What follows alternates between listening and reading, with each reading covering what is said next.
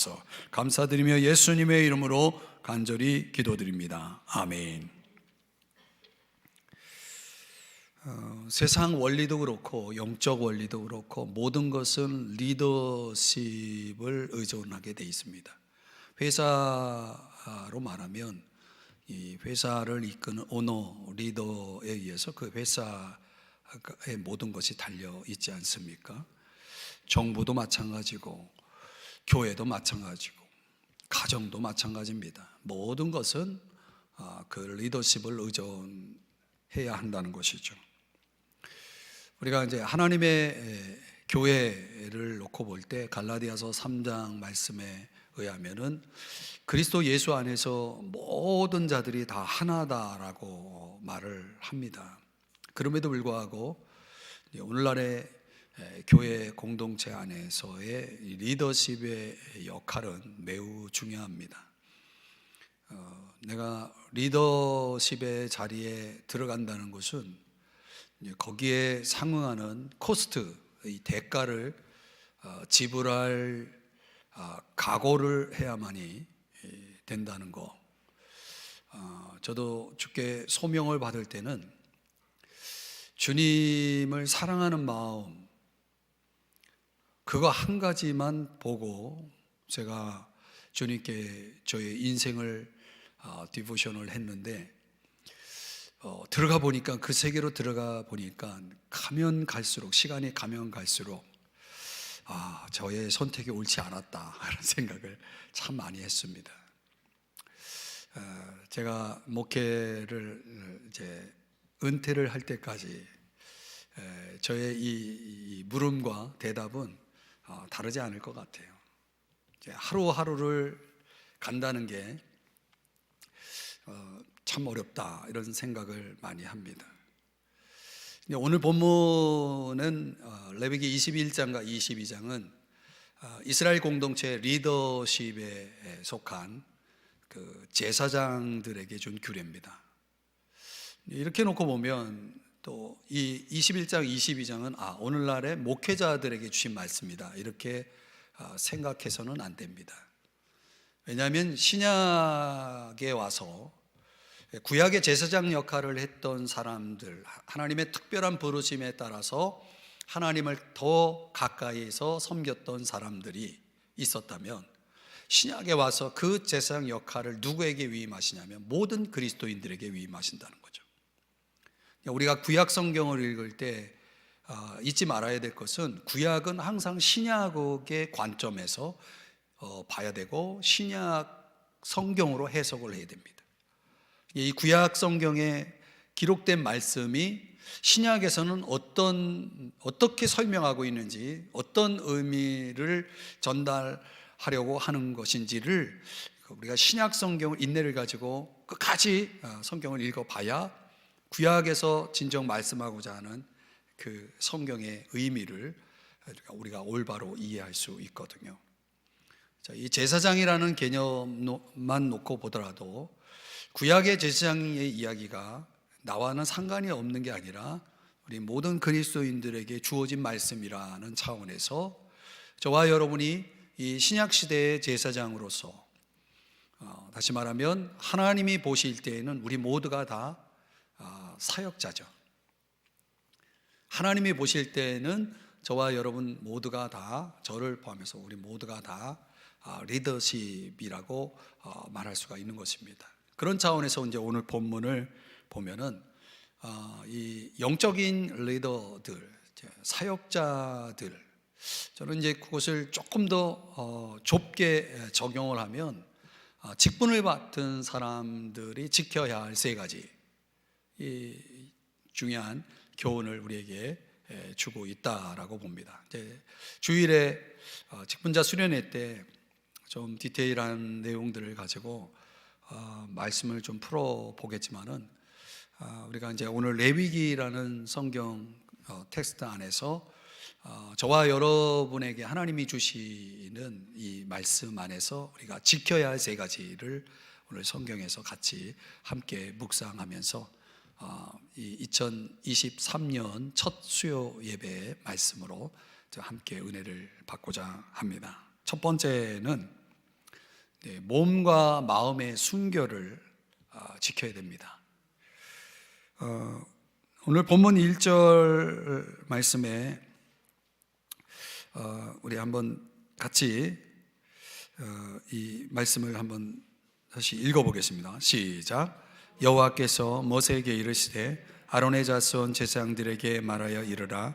그의 백성 중에서 죽은 자를 만짐으로 말미암아 스스로를 더럽히지 말려니와. 저기 시체를 만지지 말라, 접촉하지 말라. 시체 접근 이 금지 명령이죠. 과거에 이 더러운 것의 대표적인 사례가 시체였습니다. 그래서 이 당시 이 구약 시대에는 시체를 처리하는 것이 쉽지 않았다는 것이죠.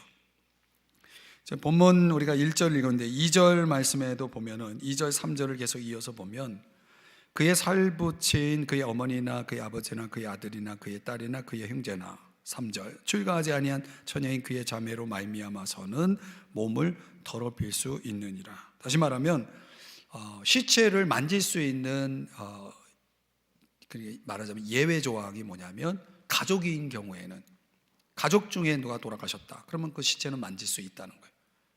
그 외에는 어떤 가족을 제외하고 나머지 시체들에 대해서는 만져서는 안 된다라고 강조하고 있는 거죠. 오늘날 저 같은 경우에 목회자로서 돌아가신 분들을 대하고 좀 문화가 이 장례 문화가 좀 많이 바뀌었기 때문에 이제 목회자가 돌아가신 분을 만져볼 수 있는 그런 기회가 상당히 줄어들었지만은 제가 이제 부목을 지낼 때만 해도 장례가 워낙 많았기 때문에 상당히 그런 경우가 많았어요. 그러니까 돌아가신 분을 만질 수 있는 기회가, 물론 이제 입간 예식이나 이런 과정을 통해서뿐만 아니라 실제로 이제 병원에서 돌아가실 때 제가 가서 기도해드리고 안수하고 임종 예배드리고 할 때 이런 경우 이제 많이 있었기 때문에, 근데 점점 이제 그런 것들이 이제 줄어들고 있는 것 같아요. 이런 말씀들을 시체를 만지지 말라라고 했을 때 이걸 오늘날 우리가 적용할 수 있는 부분은 이게 도대체 말이 되지가 않죠, 그렇죠? 그래서 이거를 좀 해석을 해야 되는 거예요. 그래서 해석. 자, 또 하나 5절 말씀을 한번 좀 가보면요. 5절 다 같이 함께 읽어보겠습니다. 시작. 머리털을 깎아 대머리 같게 하지 말며 자기의 수염 양쪽을 깎지 말며 살을 베지 말고. 그러니까 여러분 전통 유대인, 제가 사진을 좀 보여드렸다면 좋았을 텐데, 전통 유대인들은 이 머리 양쪽으로 이렇게 길게 하거든요. 보신 적 있으십니까? 여러분들이 만약에 성지순례를 가게 된다면, 우리 교회도 언젠가는 한번 가야긴 가야 되는데 코로나 때문에 가려고 했다 못 갔죠. 근데 그런 장면을 보면 좀 이상하다 생각이 될 수 있는 건데, 어쨌든 머리털을 깎아 대머리 같게 하지 말며라고 했으니까 이제 머리 양쪽으로 이렇게 길게 하는 형태의 그 전통을 유대인들이 지킨단 말이죠. 여기 보면 수염 양쪽을 깎지 말며, 이건 이제 여러분들이 상상할 수 있겠습니까? 살을 베지 말고. 이제 과거에 이제 우리 동양 문화 속에도 몸은 이제 부모님이 주셨기 때문에 귀하게 여겨야 된다라고 하는 사상은 있잖아요. 그러니까 앞서서 시체를 만지지 말라라고 하는 것이나 이렇게 머리를 깎지 말라. 저도 며칠 전에 헤어커트를 했는데 그런 거를 이 구약의 이 성경을 도대체 신약시대에 사는 우리에게 어떤 의미를 전달하겠느냐. 이 문자적인 적용, 우리가 문자적으로 이 말씀을 지킬 필요는 없다는 거죠. 분명한 건. 그런데 이걸 이제 신약적으로 한번 이런 말씀을 우리가 한번 돌아보면 고린도전서 3장 16절 17절의 말씀은 두 구절인데요, 같이 함께 읽어보겠습니다. 시작. 너희는 너희가 하나님의 성전인 것과 하나님의 성령이 너희 안에 계시는 것을 알지 못하느냐. 누구든지 하나님의 성전을 더럽히면 하나님이 그 사람을 멸하시리라. 하나님의 성전은 거룩하니 너희도 그러하니라. 아멘. 조금 전에 읽었던 레위기 21장 1절에서 5절까지 말씀을 신약적으로 그 의미를 해석해 본다고는 바로 이 말씀이라는 거예요. 신약적인 관점에서는 바로 이 말씀을 하고 있다는 거예요. 이 말씀의 핵심이 뭐냐면 성전이라는 걸 강조하고 있죠. 이 성전이 뭐냐면 우리 몸이 성전이라는 거예요. 그러니까 이 성전은 얼마나 귀한 겁니까? 하나님이 계신 곳이 성전이죠. 근데 지금의 우리의 몸은 하나님이 계시는 몸이기 때문에 성전인 거예요. 하나님이 하나님의 아들, 하나님의 영으로 하나님의 아들이신 예수 그리스도가 우리 안에 들어와 계시기 때문에 사실 이 몸, 우리가 가지고 있는 이 몸은 성전인 거예요. 이해가 되시죠? 그러니까 이 몸을 우리가 어떻게 해야 된다는 겁니까? 거룩하게 돌봐야 한다는 거예요. 이 성전을 더럽힌다는 건, 몸을 더럽힌다라고 하는 것은 이건 하나님이 보실 때 죄입니다. 그렇기 때문에 이 성전된 이 몸을 관리하는 데 있어서 여러분들이 정말 이걸 신약 성경의 이 말씀에 입각해서 여러분들이 성전 관리를 한다고 했을 때 몸 관리를 해야 된다는 거예요. 그러니까 이 몸을 관리하는 데 있어서 우리가 해야 될 것이 뭐냐면 몸을 해롭게 하는 것들을 금해야 된다는 거예요. 시체를 만지지 말라, 머리털을 깎지 말라, 이런 거는 우리가 문자적으로 지킬 필요는 없지만은 그거를 신약 성경의 이 관점에서 볼 때 내 몸을 해롭게 하는 어떤 것으로부터, 그건 다 더러운 거니까 그걸 멀리 해야 된다, 그걸 금해야 된다는 것을 말씀하는 거거든요. 예를 들면 술, 이런 것들이 이제 조절이 어려워질 때 어떻게 됩니까? 그건 중독이 되지 않습니까? 그는 이 알코올 중독이 얼마나 무섭습니까? 근데 우리 교회에도 그런 분이 있었는데 참 그런 중독에 이렇게 해당이 되면 가족들도 참 고생 많습니다. 그러니까 우리가 스스로 나 자신의 몸을 지켜나간다는 게 굉장히 중요하죠. 또 담배 이런 거,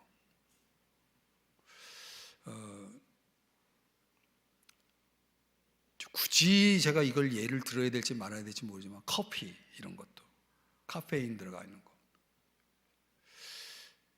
갑자기 찔리네요. 저도 커피를 너무 좋아해서. 근데 뭐 이런 것들을 아예 하지 말라라고 말하면 사람들이 그럴 거예요. 목사님 너무 세상을 모른다, 그렇게 말씀하실지 모르겠습니다. 뭐 저는 세상 몰라도 괜찮습니다. 하나님 말씀만 알면 되죠. 하나님 말씀을 전해드리는 겁니다. 그러니까 우리가 어느 정도 조절된 상태에서 어떤 것들을 섭취하거나 대하는 것들에 대해서까지 이걸 어떤 죄악시하거나 이걸 정죄하고 싶지는 않습니다. 그러니까 하나님이 보실 때 이게 내 신앙적 양심 안에서 내가 이런 걸 했을 때 하나님이 기뻐하겠다, 기뻐하지 않겠다, 이런 거 분별할 수 있는 정도는 되잖아요, 우리가. 안 그러신가요? 그런 거 분별할 수 있다 그러면 묻는 거죠. 하나님, 제가 이걸 하려고 그러는데 기뻐하십니까? 하나님 안 기뻐하시면 제가 안 하겠습니다. 이렇게 나와야죠. 그러니까 우리를 병들게 하고 중독들게 하는 것들을 주의하라, 이런 차원으로 우리가 이 말씀을 좀 적용해 볼 수가 있는 거죠. 또 하나 21장 10절 말씀을 한번 좀 보겠습니다. 다 같이 이 말씀도 읽어볼게요. 시작. 자기의 형제 중 관유로 부음을 받고 위임되어 그 예복을 입은 대제사장은 그의 머리를 풀지 말며 그의 옷을 찢지 말며. 자, 이게 이제 무슨 내용이냐면, 머리를 풀고 옷을 찢는다는 것은 극도의 슬픔을 의미하는 건데요, 당시로 말하면 애도행위입니다. 애도행위. 여러분, 어떤 사람이 아주 슬픈 일을 당했어요. 그러면 우리는 그 슬픔을 당한 분과 함께 해야 되고 그 슬픔을 위로하고 그 슬픔을 함께 나눠야 되겠죠. 그때 이제 우리가 할 수 있는 게 뭡니까? 그런 애도 행위를 하는 거죠. 그런데 어떻게 보면 이런 것들은 악의가 없는 행위라고 볼 수가 있겠습니다. 그런데 뭐 저희 집안도 그랬지만은 집안에 어느 분이 돌아가시면은 우리 동양적 애도 행위는 뭡니까? 지팡이 하나 들고 상복을 입고 뭐 합니까? 네, 여러분 잘 아시죠? 아이고 그러다가 사람이 가면은 다시 막 또 뭐 아무렇지도 않죠 하다가 또 사람이 오면 또 아이고 그러잖아요. 아이고 영어잖아요. 아이고 나는 간다 어디로 간다는 겁니까? 하나님께 가는 거죠. 사실 그런 애도 어떤 관습적인 차원에서 이루어지는 어떤 그런 애도 행위에 대해서 성경은 분명히 금하고 있는 것이 오늘 이 본문의 말씀인데, 우리가 볼 때는 이제 왜 대제사장 하나님이 정한 예복을 입고 하나님을 섬기는 사람들인데 머리를 풀지 말며 그의 옷을 찢지 말라고 하는가?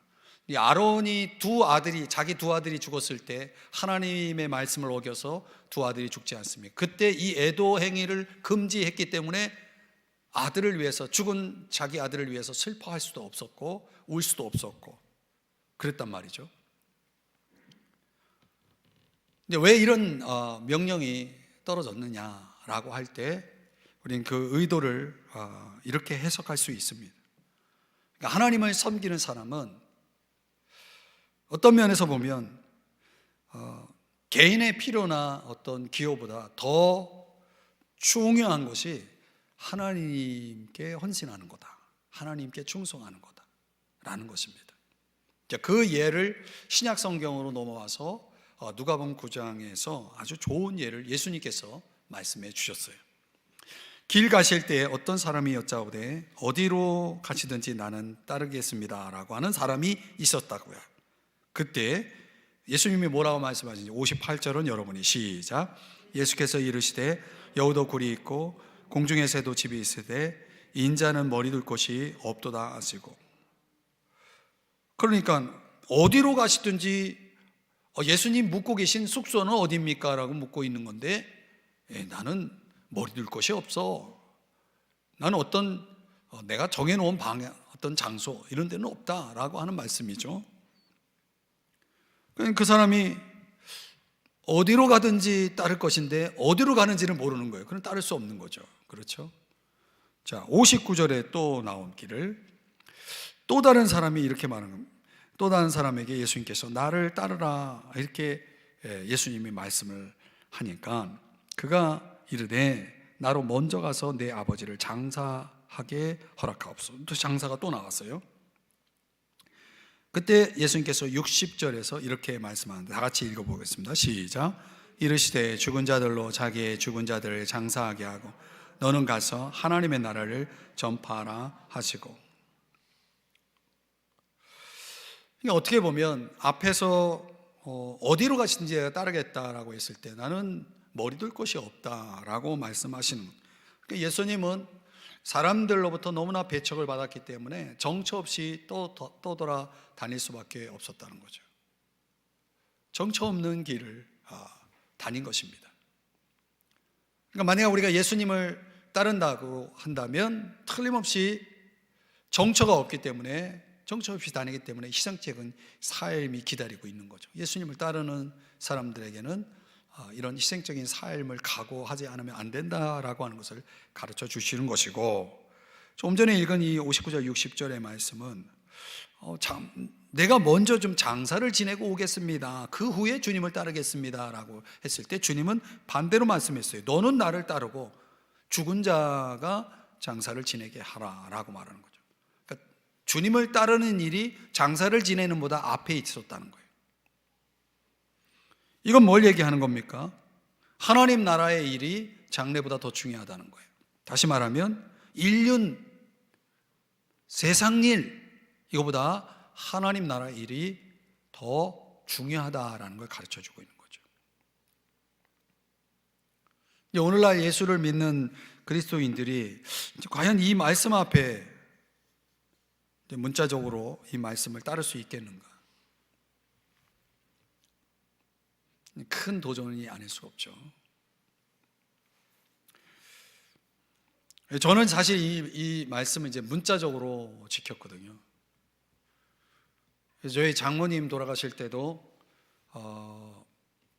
이제 형제가 없고 제 아내가 이제 맏딸이니까 이제 거의 제가 이제 상주 역할을 했는데 그때도 장례 중에 주일이 낀 거예요. 그래서 저는 이제 주일 제가 맡고 있는 교회 학교 아이들을 위해서 가야 되겠다 해가지고 제가 주일날 교회를 갔더니 담임 목사님이 깜짝 놀래요. 너 여기 왜 왔냐 말이지. 그래서 사역하러 왔습니다. 그때 아마 담임 목사님이 저에 대해서 좀 생각이 바뀌지 않았을까 그런 생각을 하죠. 물론 어떻게 보면 인륜적으로 따지면은 어떻게 그런 참 행동을 할 수 있겠냐 이해 못할 분도 있겠지만은 저에게는 이제 이 말씀이 이게 중요하다라고 생각을 했던 거죠. 또 저희 아버지 돌아가셨을 때도 여러분들 많이 오셔서 위로해 주시고 하셨지만은 아버지 돌아가셨다는 말씀을 듣고 달려갈 수가 없었어요. 그날 주일이었기 때문에 주일 다 보내고 할 거 다 하고 갔죠. 이제 어떻게 보면 우리가 살아가다 보면 우선순위에서 내가 뭘 먼저 해야 되느냐라고 하는 차원에서 그 먼저 해야 될 것들에 대한 갈등이 솔직히 있습니다. 저 목회자인 저 자신도 있고 여러분들은 더 많겠죠. 사실은 이 말씀대로 살아왔기 때문에 저나 저희 가정에 이제 많은 희생이 있었다라고 하는 것을 내가 많이 느낍니다. 우리가 하나님 나라가 그렇게 중요한 건가? 이렇게 질문하고 싶을지 모르겠지만 예수님은 어떻든 그 순위를 정해놓은 거지. 이게 더 중요한 거다라고 말씀하고 있는 거죠. 우리가 예수님을 따른다면, 예수님을 믿고 따른다면 이게 더 중요하다라고 말씀하신 분을 따라가야 되는 거예요. 뭐 세상 사람들이 어떻게 생각하든 우리는 말씀을 따라가는 차원에선 이게 사실 중요하다는 거죠. 이제 어느 날 저희 교회에 사역자 중에 한 분이 장례가 생겼어요. 할머니가 돌아가셨어요. 근데 너무나 자신을 사랑해주고 또 자신이 성장하는 데 있어서 아주 크게 도움을 주었던 할머니라고 그러더라고요.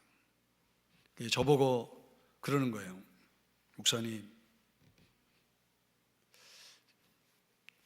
저 멀리 지방인데 제가 할머니 장례를 치를 수 있도록 저를 보내주십시오 그랬어요. 제가 어떻게 했을까요?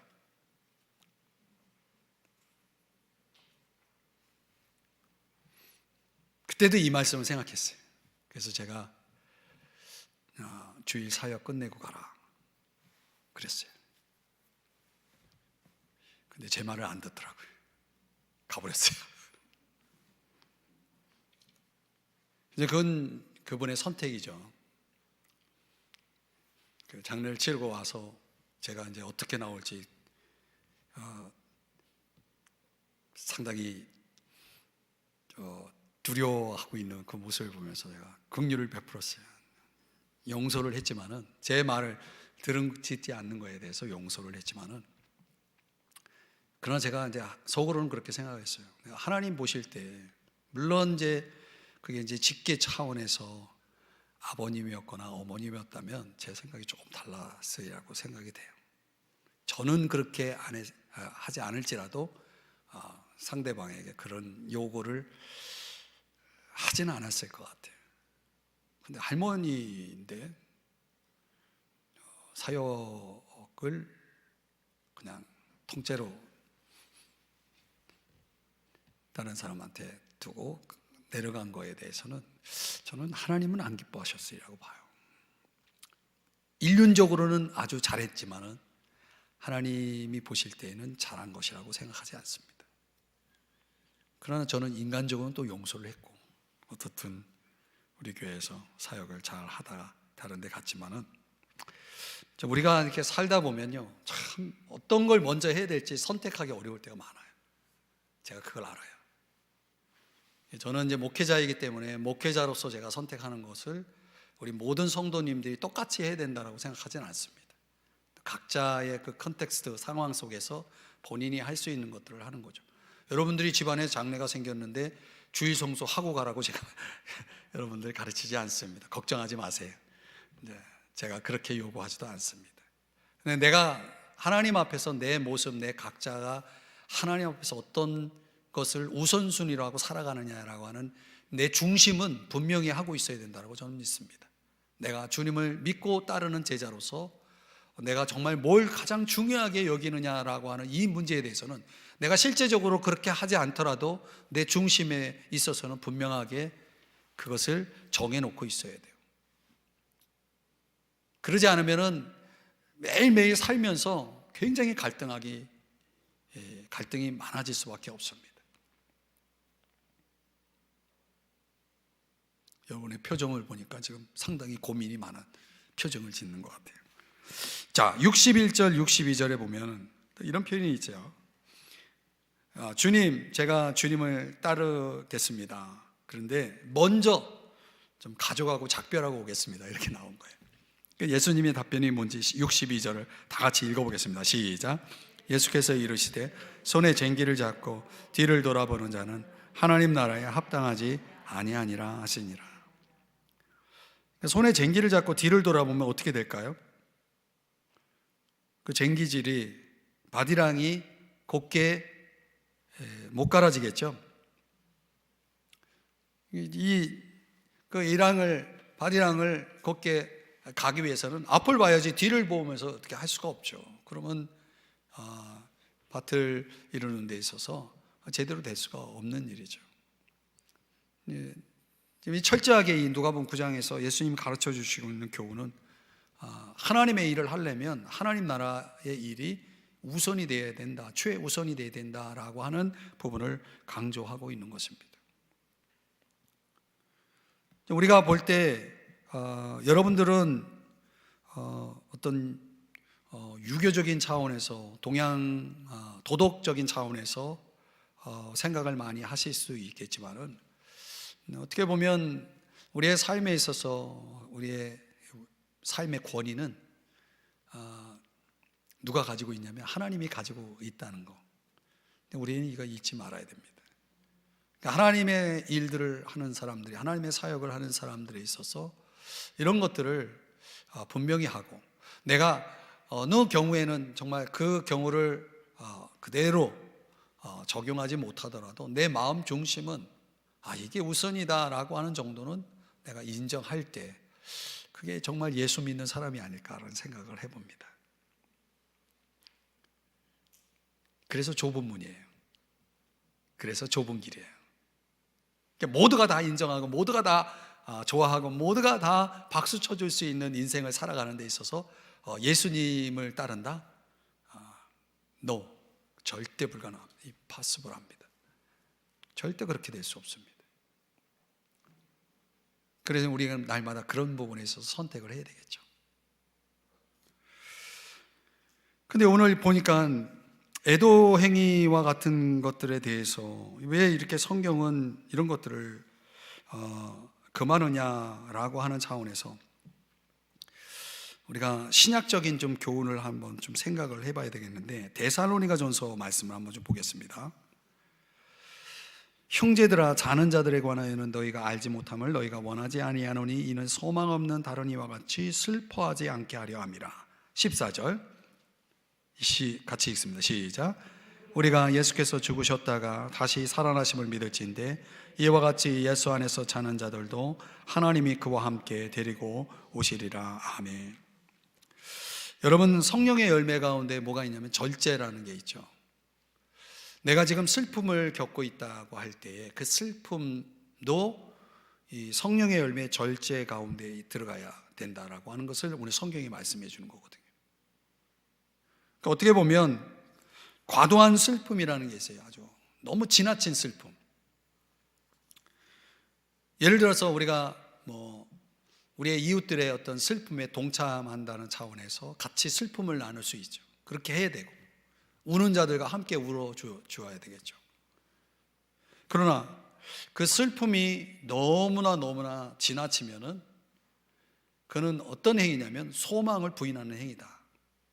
그러니까 우리가 장례식에서 보면 또 어떤 사람들은 또 지나치게 슬픔을 금하고 믿는 사람이 믿음도 없어가지고 저렇게 운다고 그렇게 이야기하는 사람들도 있어요. 저는 그건 절대적으로 잘못된 해석이라고 봐요.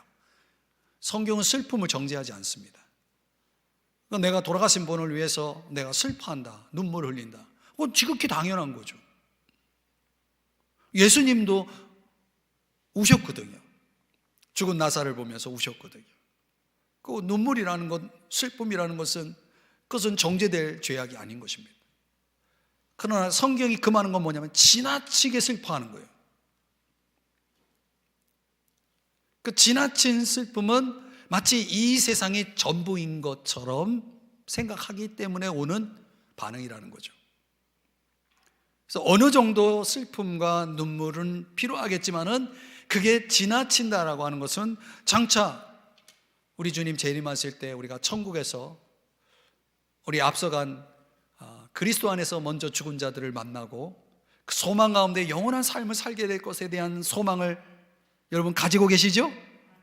그렇다면 우리가 어느 정도의 슬픔을 인정하겠지만 그 슬픔이 지나치다라면 그 소망을 나는 없다라고 하는 행위가 그 과도한 슬픔이라는 형태로 나타난다는 거예요.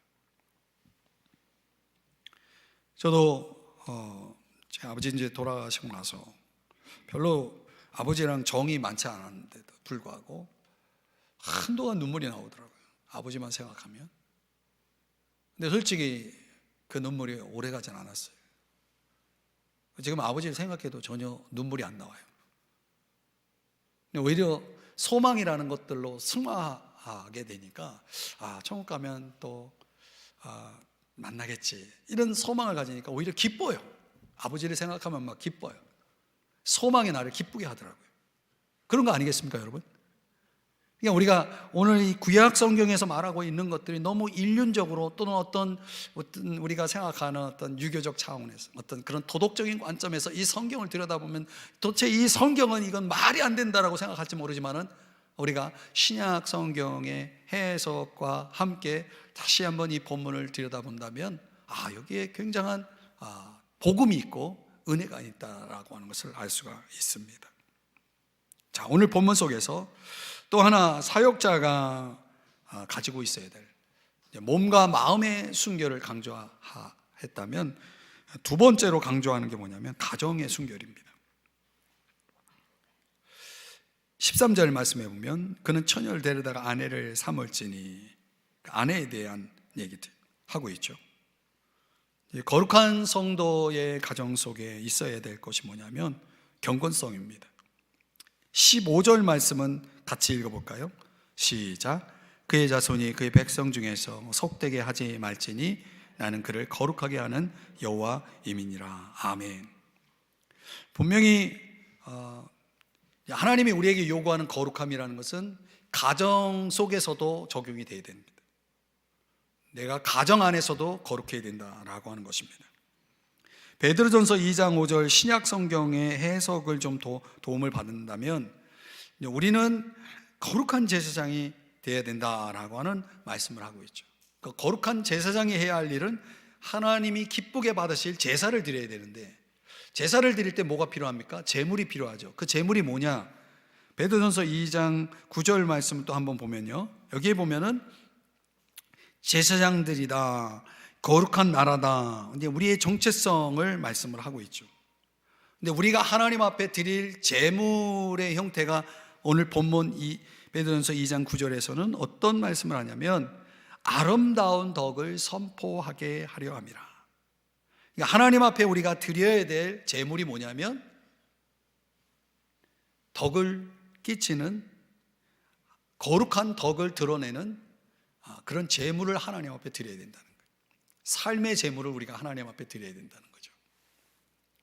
그러니까 우리가 가정이라고 하는 곳을 하나님 앞에서 거룩하게 만들어가기 위한, 우리 자녀들과 더불어서 정말 이 거룩한 가문을 세워가기 위해서 내가 해야 할 일이 뭐냐, 이런 것들을 여러분들이 깊이 좀 고민을 하셔야 됩니다. 하나님의 사역자들은 가정을 거룩하게 하는 일에 관심을 가져야 됩니다. 적어도 이 가정을 거룩하게 하는 데 있어서 우리 믿음의 선배들이 전통적으로 해왔던 예가 3가지 있습니다. 여러분이 잘 아는 가정 예배. 오늘날 이제 핵가족 시대고 자녀들도 거의 집을 떠나 생활하고 있기 때문에 이 가정 예배라고 하는 것이 굉장히 많이 이제 없어지고 또 소홀히 다루어지고 있죠. 올해는 저희들이 가정 예배를 강조하고 여러분들에게 날마다 주께로라는 교제를 통해서 가정 예배를 드리게 되어 있는, 일주일에 한 번 정도는 드려야 된다, 이렇게 이야기하는데 온 가족이 모일 수 있는 시간대가 적절하지 않아요. 참 어려워요. 뭐 한다면 줌 형태로 해서 자녀들과 온라인상에서 또 함께 예배할 수 있다면 그것도 지금 시대에는 또 가능하지 않을까 하는 생각도 하지만은, 어떻든 가정 예배를 회복하는 부분, 자녀들이 없다 그러면 나 혼자라도 예배를 드리는 형태, 우리 가정에 예배가 있다라고 하는 것을 내가 몸소 나 자신부터 실천하는 것이 필요하지 않을까요? 그렇게 해보시면 어떨까요? 또 제가 아는 분은 1년에 한 번 가정 부흥회를 하더라고요. 가정 부흥회가 뭐냐면 그 집에 이제 이렇게 자녀들 또 손주들 다 모이면 한 20여 명 된다는 거예요. 거의 개척교회 수준이죠. 그래서 20여 명을 다 모아놓고 2박 3일 어디 놀러 가서 막 세상 유의를 즐기는 게 아니라, 놀러 가는 게 장소를 좀 좋은 장소를 정해가지고 거기에 목사님을 초대하는 거예요. 그래서 2박 3일 가정 부흥회를 여는 거예요. 그렇게 해보신 분?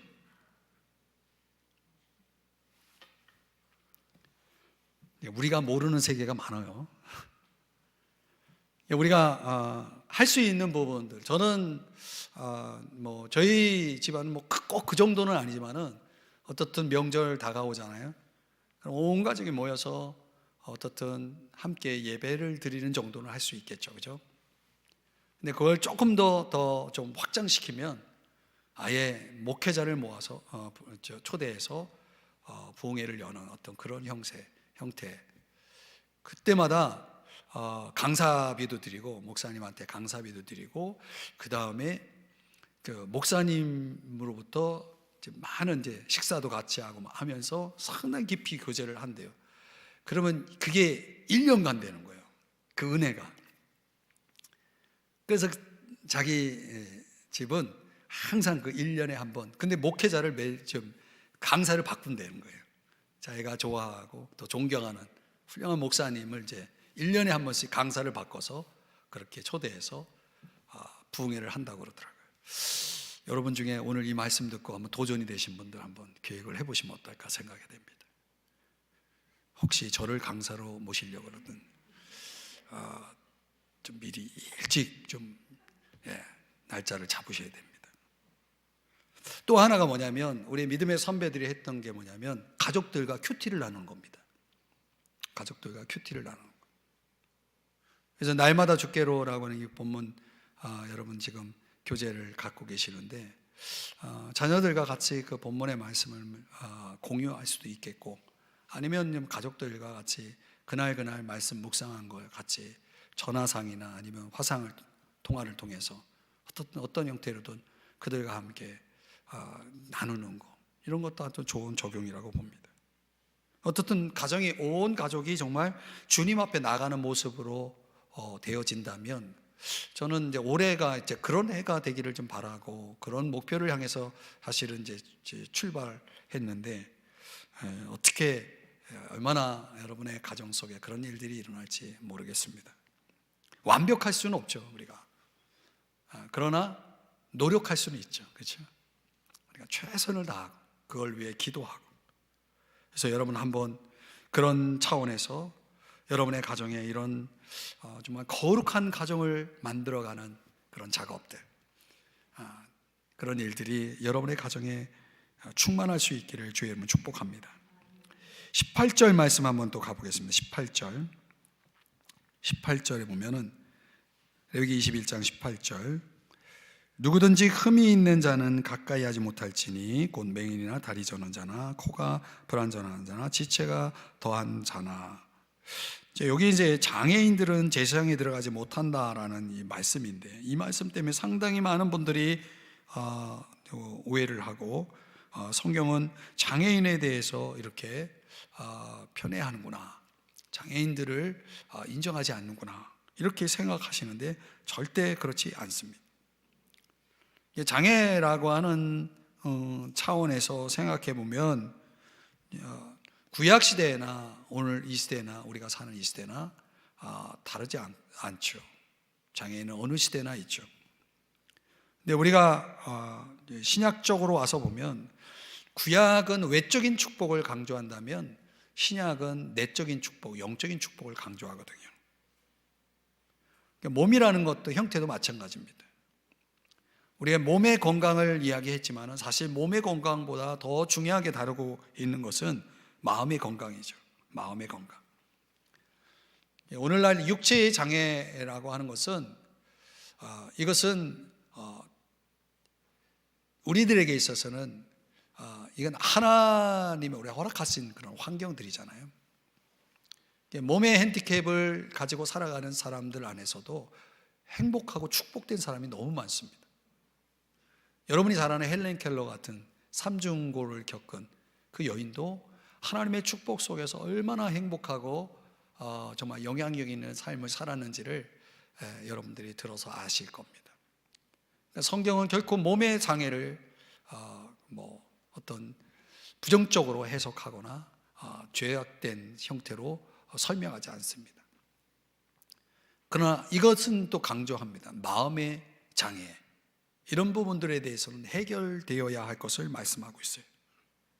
그러니까 사실 사역자들이 마음이 건강하지 못하면 그를 따르는 자들이 어려움이 생깁니다. 어떻게 보면 저도 하나님의 사역을 이루어 나갈 때 어떻든 저도 마음의 상처를 받습니다. 근데 이런 마음의 상처들을 가지고 하나님의 일들을 하면 틀림없이 그게 영향이 미치는 걸 제가 압니다. 그래서 어떻게든 하나님 앞에 엎드려서 그 마음의 상처를 치유받으려고 몸부림을 치죠. 그리고 가능하면 그 상처를 안 받으려고 또 애를 쓰고. 그러나 사람의 일이라는 게 그게 마음대로 됩니까? 안 되죠. 우리가 우리 자신을 하나님 앞에 온전하게 드린다는 차원에서 로마서 12장 1절 2절에서 말씀에 의하면 어떻든 우리는 우리의 몸을 하나님 기뻐하시는 산 제물로 드려야 되거든요. 그렇죠? 그러려면 내가 이 몸의 제물을 위해서 하나님 앞에 나를 드린다고 했을 때 내가 건강하지 않으면 안 되잖아요. 하나님이 기뻐하시는 몸의 제물이 되기 위해서는 뭐가 따라와야 되지? 마음의 건강이 전제되지 않으면 안 된다라고 하는 것이죠. 그래서 저는 저와 여러분이 하나님 앞에 쓰임받기 위해서는 어떻든 건강해야 된다, 건강한 삶을 살아야 된다, 건강한 예배를 드려야 된다라고 봅니다. 그 건강 속에는 몸의 건강만 아니라 우리 마음의 건강. 그래서 저는 여러분들이 하나님 앞에 예배할 때 하나님 내 마음을 만져주세요, 내 마음을 터치해 주시고 내 마음속 깊은 곳에 자리 잡고 있는 어두움들이 치유되게 도와주시고 회복되게 도와주세요. 그 영적 치유라고 하는 차원에서 여러분들이 좀 예배를 경험했으면 좋겠다 싶어요. 그러니까 우리의 그 내적 치유가 가능한 것은 두 가지밖에 없습니다. 말씀과 성령밖에 없습니다. 여러분들이 어디 병원에 가가지고 심적인 상담을 받고 그 치유를 경험하려고 해도 그런 건 다 한계가 있습니다. 나를 오로지 건강하게 만들 수 있는 분은 성령이고 말씀인 겁니다.